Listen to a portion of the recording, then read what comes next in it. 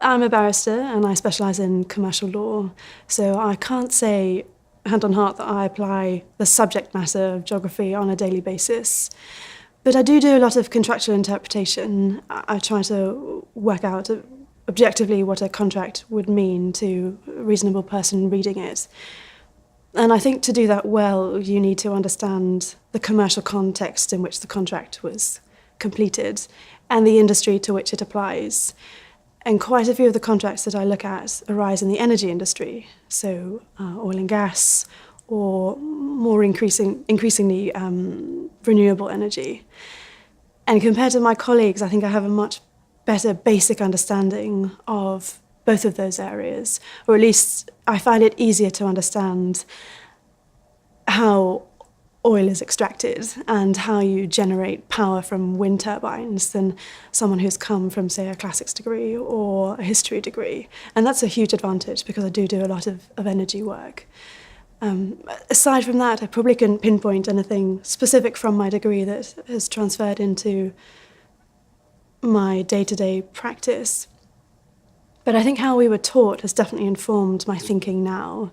I feel like we were challenged, pushed to our limits at Oxford in terms of how we presented our arguments in essays, in tutorials, in terms of the level of research that we did and the sort of critical analysis that we applied to theories that we came across. And all of those skills are hugely valuable and highly transferable, so they've transferred very well for me into what I do now. Unfortunately, my profession is quite male-dominated. It's definitely changing, but we are working towards encouraging high-achieving young women to apply to the commercial bar, or at least to consider it as a career option. So I would say to women who are coming out of a degree in geography to aim high. You've pushed yourself to get to Oxford. You're in a challenging environment when you are here. If you thrive in that environment, try and find it in a career because it exists, and I feel like I found it. Don't be afraid of male-dominated environments. As I said, they're changing, albeit slowly, but I suppose young women need to be the driver of that change too. So don't be put off by a perception that a particular career or industry is male-dominated. And also, don't be too self-effacing. I think as women we tend to doubt ourselves, which has pros and cons.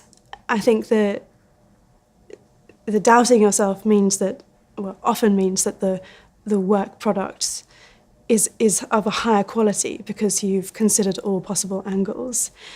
But when you're considering what you can achieve and how far you can push yourself, sometimes it can hold you back.